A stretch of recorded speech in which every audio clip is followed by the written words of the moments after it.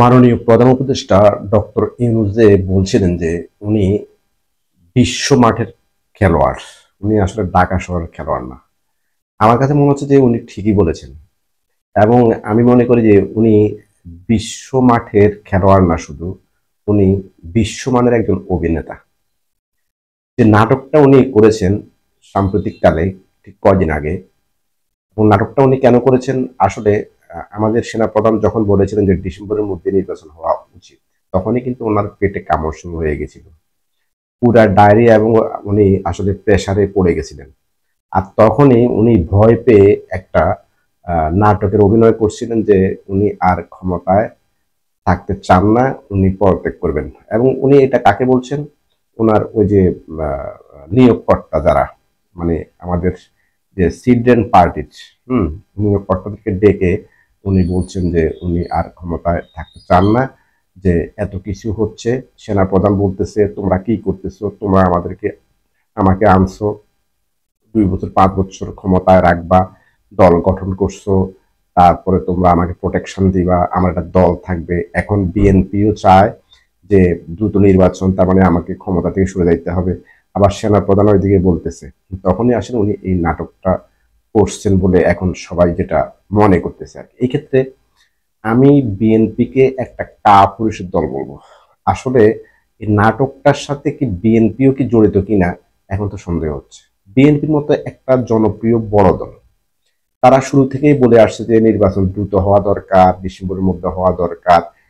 এই নাটকের পরে যখন বিএনপিকে ডাকা হলো, বিএনপি কি করলেন? সেখানে গেলেন এবং ওনার সাথে বৈঠক করলেন। লিখিত কি কি জিনিস জানি ওনারা জমা দিয়ে আসছেন, তারপর সংবাদ সম্মেলনে বলছেন যে আমরা আগে যা কিছু বলছি এখনো তা বলে আসছি। আমার কথা হলো, আপনারা ওখানে সরাসরি গেছেন, আপনারা কেন বলেন নাই যে ডিসেম্বরের মধ্যে নির্বাচন হওয়া লাগবে এবং আগামী 24 ঘন্টার মধ্যে নির্বাচনে একটা রোড ম্যাপ দিতে হবে যে কখন আপনি নির্বাচনটা করবেন। হুম। যদি আপনি না পারেন তাহলে তত্ত্বাবধায়ক সরকারের ইতিহাস কিন্তু আমাদের আছে, তারা 3 মাসের মধ্যে ভালো নির্বাচন কিন্তু করতে পারছে এবং দিয়েছিল জাতিকে। তাহলে আপনাদেরকে অলরেডি 3 থেকে 9 মাস, মানে 3 তত্ত্বাবধায়কের সময় দেওয়া হয়েছে, কিন্তু আপনি কেন পারতেছেন না? এবার আসি, তারা কিন্তু এটা বলতে পারে নাই। সর্বশেষ বিএনপির জায়গায় মতো ঠিক বুড়ো আঙ্গুলটা কিন্তু আজকে আবার ডক্টর ইউনূস একেবারে ঢুকাই দিয়ে দেখাই দিচ্ছে। উনি এখন কোথায় আছেন? উনি আছেন জাপানে। আর এদিকে বিএনপির সবচেয়ে বড় সমাবেশ আছে, তারুণ্যের সমাবেশ ছিল। সেখানে বড় বড় বক্তাদের পাশাপাশি বিএনপির সবচেয়ে জনপ্রিয় যে নেতা তারেক রহমান, উনি একটা আলটিমেটাম দিয়েছে যে ডিসেম্বরের মধ্যে নির্বাচন হতেই হবে। উনিও কিন্তু রোড ম্যাপের কথা বলে নাই যে আগামী 1 দিনের মধ্যে, 2 দিনের মধ্যে, অথবা 7 দিনের মধ্যে নির্বাচন রোড ম্যাপ ঘোষণা করতে হবে, আমরা আর আপনাকে সময় দিতে পারবো না, আমরা গণতন্ত্রের পথে যাত্রা করতে চাচ্ছি। কিন্তু উনিও সে কথাটা আসলে বলতে পারেন নাই। কেন পারেন নাই সেটা ওনারাই জানেন, এবং এটাও আমরা মনে করছি যে আমাদের তামাশা। আচ্ছা, যাই হোক, বলছেন উনি, যেই কথাটা বলছেন যে ডিসেম্বরের মধ্যে নির্বাচন করতেই হবে, এতে আমরা কিছুটা আশ্বস্ত হলেও এই ডক্টর ইউনূস, যিনি ক্ষমতায় বসতে পারেন কিন্তু ছাড়তে জানেন না, তিনি কিন্তু আজকেই বিকেলে জাপানের সাবেক প্রধানমন্ত্রী তারা আসো, মানে ওই সাবেক প্রধানমন্ত্রীর নাম, ওনার সাথে একটা বৈঠকে বসছেন, এবং বৈঠকে বসে উনি সেই ওনার পুরনো কথা সারাদিন, মানে এই পর্যন্ত যে বলে আসছিল যে ছোট সংস্কার হলে ডিসেম্বর, বড় সংস্কার হলে জুন 2026-এর মধ্যে উনি নির্বাচনটা দিবেন। কিন্তু এখন কিন্তু ছোট সংস্কার বড় সংস্কারের কথাটা উনি আর বলতেছেন না, উনি সরাসরি বলছেন যে আগামী 26 সালের জুন মাসের মধ্যেই বাংলাদেশের সাধারণ নির্বাচন অনুষ্ঠিত হবে। তাহলে বিএনপি যে এত বড় সমাবেশ করলো, সেখান থেকে আলটিমেটাম দিল যে ডিসেম্বরের মধ্যে নির্বাচন হতে হবে, সেটা কি ওনার কানে যায় নাই? তার মানে উনি এখন পর্যন্ত ওনার ওই যে স্টুডেন্টরা, যারা ওনাকে নিয়োগ করছেন, যারা যে নিয়োগকর্তা আর কি, ওনাদের কথা কিন্তু নাচতেছেন। কিন্তু স্যার, আপনি ওনাদের কথা যে নাচতেছেন, আমরা তো সবকিছু বুঝে ফেললাম। আওয়ামী লীগ দীর্ঘদিন ক্ষমতায় ছিল, তারা লুটপাট করে গেছে, তারা স্বৈরাচার হয়ে শেষ পর্যন্ত এই দেশ থেকে বিতাড়িত হয়েছে। বিএনপি কিন্তু ক্ষমতায় ছিল অনেকবার। এই দেশটা স্বাধীন হওয়ার পরে এখন পর্যন্ত দেশের অখণ্ডতা কিন্তু বিলীন হয় নাই।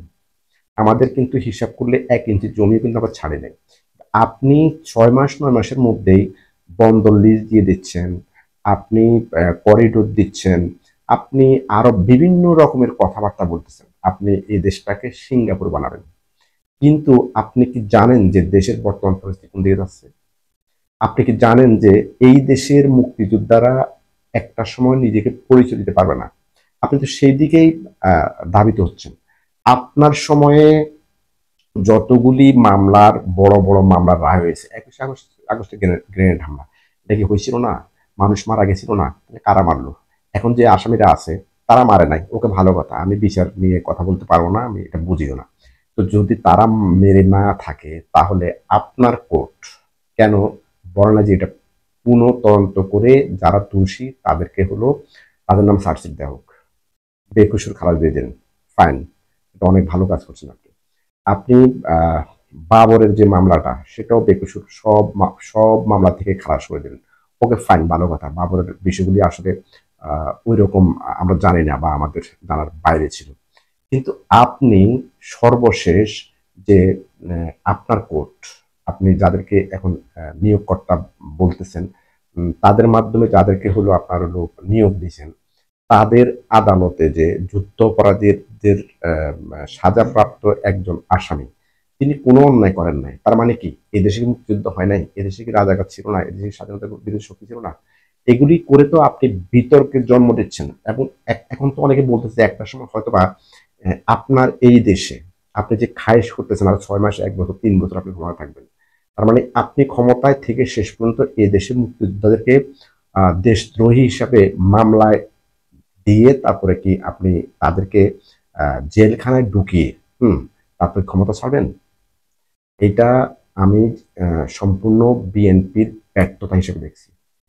বিএনপি জনপ্রিয় দল হিসেবে বিএনপি যদি মনে করে যে তারা এই দেশের স্বাধীনতা সার্বভৌমত্বের প্রতি শ্রদ্ধাশীল, তাহলে তাদের আগামী কালকেই মাঠে নামা উচিত এবং তাদের শক্ত আলটিমেটাম দেওয়া উচিত। তারা কিন্তু হেরে যাচ্ছে ওই এনসিপির কাছে, ওই বাচ্চাদের কাছে। বিএনপি যদি বলুদ হয় তাহলে হয়তো তারা এই দেশের ভালো কিছু জন্য মাঠে নামবে, কাজ করবে, আন্দোলন সংগ্রাম করবে, গণতন্ত্র ফিরিয়ে দিবে এই দেশের মানুষকে। আর যদি বিএনপি যদি এখনো আক্কেল না হয়, বিএনপি যদি বুঝতে না পারে, তাহলে কিন্তু দেশটা কিন্তু ধ্বংসের পথে চলে যাবে। সে কিন্তু এই বিএনপি কিন্তু আর কুল পাবে না। ওই আন্তর্জাতিক মানের প্লেয়ারের সাথে বিএনপি কিন্তু খেলে টিকবে না। আর সেখানে প্রায়োরিটি পাচ্ছে কে? আমাদের এনসিপি। এটাই বাস্তবতা, এটাই সত্য। এবার আসি, উনি আরো কিছু কথা বলেছেন জাপানে গিয়ে, সেই কথাগুলি একটু পড়ে শোনাই। আচ্ছা, তিনি এর আগে ঠিক যেভাবে বলছেন যে ডিসেম্বরের পরে জুনের মধ্যে নির্বাচন দিবেন, ঠিক একই কথা তিনি বলেছেন চলতি বছর ডিসেম্বর থেকে জুনের মধ্যে জাতীয় নির্বাচন অনুষ্ঠান অঙ্গীকার পুনর্ব্যক্ত করে বলেছেন যে কোনো পরিস্থিতিতে আগামী বছরের জুনের মধ্যে বাংলাদেশে সাধারণ নির্বাচন অনুষ্ঠিত হবে। তার মানে বুড়ো আঙ্গুলটা তিনি আবারও কি বিএনপির ওইখানে ঢুকাই দিচ্ছেন, যা বর্তমান অন্তর্বর্তী সরকার গৃহীত সংস্কার কার্যক্রম সামনে এগিয়ে নিতে সহায়ক হবে। এখন এই অন্তর্বর্তী সরকার কি কি সংস্কার যেন তারা নিচ্ছে এটা তো আমরা জানি না, আমরা বুঝিও না, আমাদের অত লেখাপড়া নাই। আদৌ কোনো সংস্কার কার্যক্রম তারা হাতে নিচ্ছে, সেটাকে হলো একটা পর্যায়ে নিয়ে আসছে, এই ধরনের কিছু তো জনগণ এখন পর্যন্ত দেখে নাই। এবার আসেন, উনি বলছেন যে অন্তর্বর্তী সরকার 3টি প্রধান বিষয়ের অগ্রাধিকার দিয়ে কাজ করছে। একটা হলো সংস্কার, সংস্কার না মাত্র কিছু নাই, খুনিদের বিচার, সেটাও এখন পর্যন্ত ভালো কোনো লক্ষণ আমরা দেখছি না। এবং সাধারণ নির্বাচন আয়োজন, সাধারণ নির্বাচন নিয়ে তো নাটক করতেছেন অলরেডি, নাটক চালাইয়া যাচ্ছেন। তবে আমার কাছে মনে হচ্ছে যে ওনার যে নাটক বা সবকিছু মিলিয়ে এনসিপি যা কিছু চাচ্ছে, যে উনি কিন্তু আগামী 5 বছর আগে ক্ষমতা ছাড়ছে না, এবং এই 5 বছরের মধ্যে উনি এনসিপিকে ওনার নিজের দল হিসাবে মাঠে শক্তিশালী একটা অবস্থানে নেওয়ার একটা প্ল্যান ওনার ভিতরে আছে। তিনি আরো বলেন, ব্যাংক খাতে শৃঙ্খলা পুনঃপ্রতিষ্ঠা, বৈদেশিক মুদ্রার রিজার্ভ পুনর্গঠন এবং ঋণ পরিশোধে সরকার উল্লেখযোগ্য অর্থনৈতিক অগ্রগতি অর্জন করেছে। ঋণ পরিশোধে সরকার উল্লেখযোগ্য অর্থনৈতিক অর্জন করেছে, এটা উনি বলছেন। হ্যাঁ, কেন বাংলাদেশ সরকার কি কখনো কি ঋণ খেলাপি ছিল? বাংলাদেশ সরকার যে ঋণ ছিল সেটা তো সারা জীবন তারা ওগুলো ঋণের কিস্তি দিয়েই আসছে। আর কিস্তিওয়ালা ছাত্র তো কিস্তি দিতে সমস্যা নাই, উনিও দিয়ে আসছেন। উনি তো এটাকে কোনো অর্জন হিসেবে আমাদের দেখাতে পারে না। উনি আরেকটা কথা বলছেন, সেটা হলো পূর্ববর্তী সরকার আমাদের দেশের প্রতিটি প্রতিষ্ঠানকে ধ্বংস করে গেছে, আর যার ফলে তরুণ সমাজের মধ্যে বিদ্রোহ সৃষ্টি হয়েছে। মানে উনি ওই বারে বারে ওই বাচ্চাগুলিকে সামনে নিয়ে আসার চেষ্টা করতেছেন, কিন্তু তরুণদের ডাকে তো আর আন্দোলন হয় নাই। হয়তো তরুণরা সামনে ছিল, এটা ঠিক আছে, এবং সেই তরুণরাই নাকি ওনাকে এই বিশৃঙ্খলা দূর করার আমন্ত্রণ জানাইছে।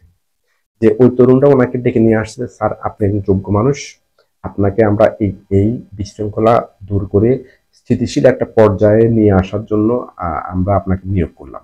উনি এটা আবারও সেই পুনর্ব্যক্ত করছে। তার মানে ওনার ভিতরে আসলে যে কুটিলতা জটিলতা আছে, এটা কিন্তু দেশের মানুষ বুঝতে পারছে। দেশের মানুষ এখন বিএনপির দিকে তাকিয়ে আছে, বিএনপি কি বলে শোনার জন্য, কি করে দেখার জন্য। আমি নিশ্চিত করে বলতে পারতেছি, বিএনপির যেই ভূমিকা, যে সমস্ত মানে কথাবার্তা অগোছালো, সুনির্দিষ্ট কোনো পরিকল্পনাহীন কথাবার্তা, এই সমস্ত কথা বলে এই সমস্ত কাজ করে বিএনপি কিন্তু নির্বাচন আদায় করে নিতে পারবে না। জুন যাবে, জুলাই যাবে, ডিসেম্বরে চলে যাবে, এবং আগামী বছর জুনে নির্বাচন হয় কিনা তাও সন্দেহ আছে, এবং আরো কিছু দেখার অপেক্ষা হয়তো আমরা করছি। আল্লাহ হাফেজ, ভালো থাকবেন।